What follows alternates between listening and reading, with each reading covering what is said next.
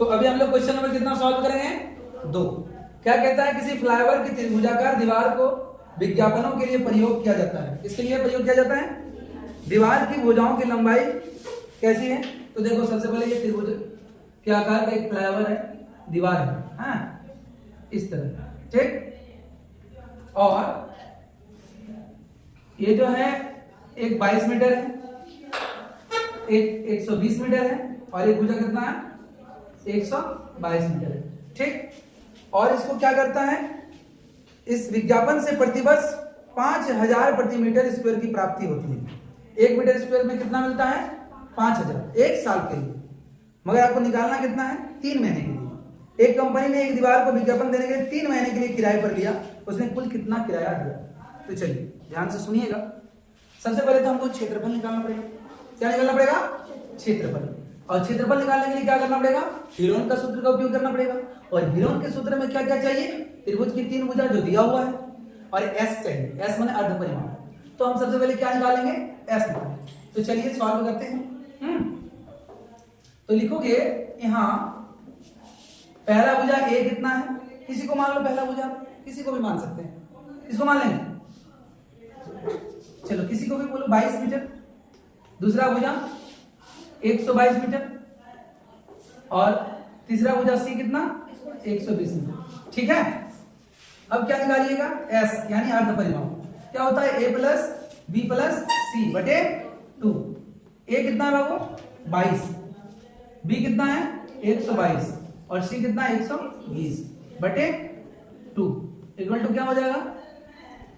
0 2 2 4 हो जाएगा। 2 2 4 4 2 6 हो जाएगा, और 1 और 1 2 यानी 264 बटे 2 इक्वल टू कितना होगा? 132 मीटर। समझ में आया? चलिए अब हमें क्या निकालना है? हीरोन के सूत्र से। किसका सूत्र का उपयोग करके? हीरोन के सूत्र से क्या निकालना है? त्रिभुज का क्षेत्रफल। त्रिभुज का क्षेत्रफल या दीवार का क्षेत्रफल। दीवार है त्रिभुजा का। कैसा? त्रिभुजा का।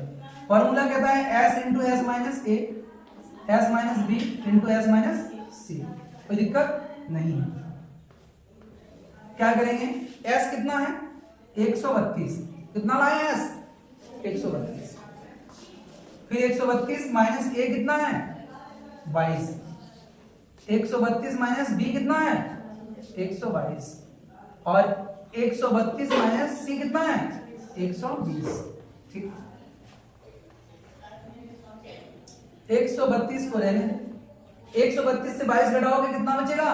2 से 2 घटाया 0, 3 से 2 घटाया 1, और 1 से कुछ नहीं घटेगा 1 इंटू 2 से 2 घटाया 0, 3 से 2 घटाया 1, और 1 से घटाया 0, कुछ नहीं ना।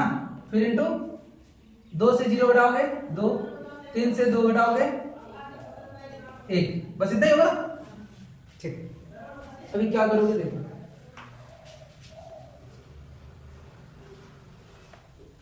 आगे क्या करेंगे?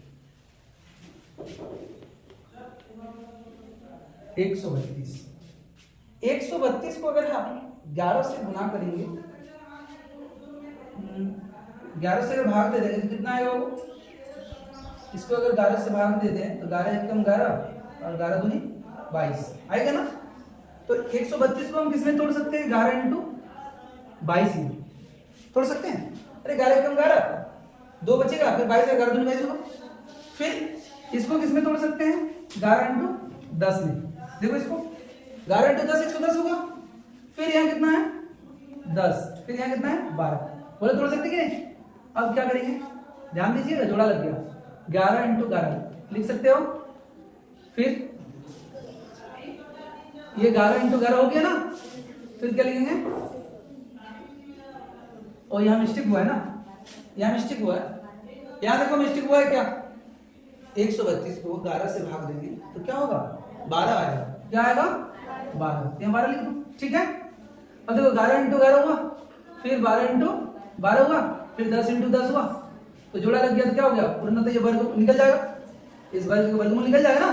क्या होगा? 11 इंटू एक जोड़ा का एक जोड़ा का एक और एक जोड़ा का एक, कितना हो जाएगा?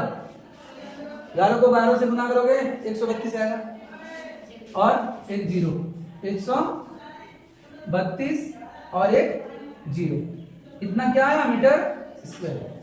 क्षेत्रफल है तो मीटर स्क्वायर आएगा, तो वर्ग मीटर में आएगा। चलो हो गया। कितना होगा 1 मीटर स्क्वायर क्षेत्रफल का 1 वर्ष माने 12 महीना। कितना 12 महीना के लिए किराया कितना हो जाएगा 5000, ये लिखना चाहिए।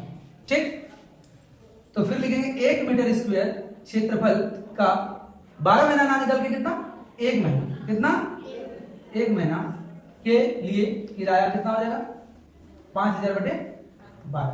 ठीक है, ये क्या है 1 मीटर स्क्वायर के लिए 1 महीना। हाँ, अब ध्यान देना है आप लोगों को। अब वही लिखेंगे 1 मीटर स्क्वायर क्षेत्रफल का 1 महीना ना निकल के कितना महीना बोला है 3 महीना। कितना 3 महीना क्वेश्चन में बोला है, तो 3 महीना के लिए किराया कितना हो जाएगा 5000/12 × 3। बात समझ में आ रहा है। ठीक, अब और ध्यान से सुनिएगा। यहाँ 1 मीटर बोला था, 3 महीना तो ठीक है क्वेश्चन में बोला है, 1 मीटर स्क्वायर थोड़ा बोला है। टोटल कितना है 1320 मीटर स्क्वायर। तो यहाँ क्या लिखेंगे अतः 1320 मीटर स्क्वायर क्षेत्रफल का 3 महीना के लिए। कितना महीना के लिए 3 महीना के लिए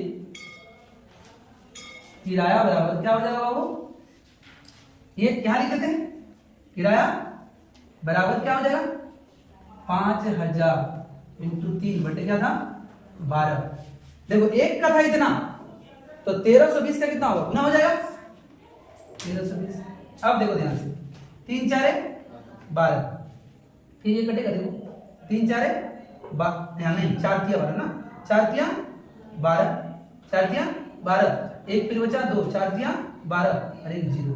ठीक है, और फिर क्या करेंगे ये कट गया ना, वो क्या बचा 5000 × 330 बराबर क्या हो जाएगा 5 तिया 15, 5 तिया 15 1 16।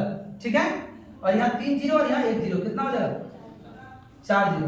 कितना रुपया किराया चुकाना पड़ेगा, कितना 1000 17,000 10,000 लाख 10 लाख, यानी 16,50,000 किराया उसको चुकाना पड़ेगा। समझ में आया।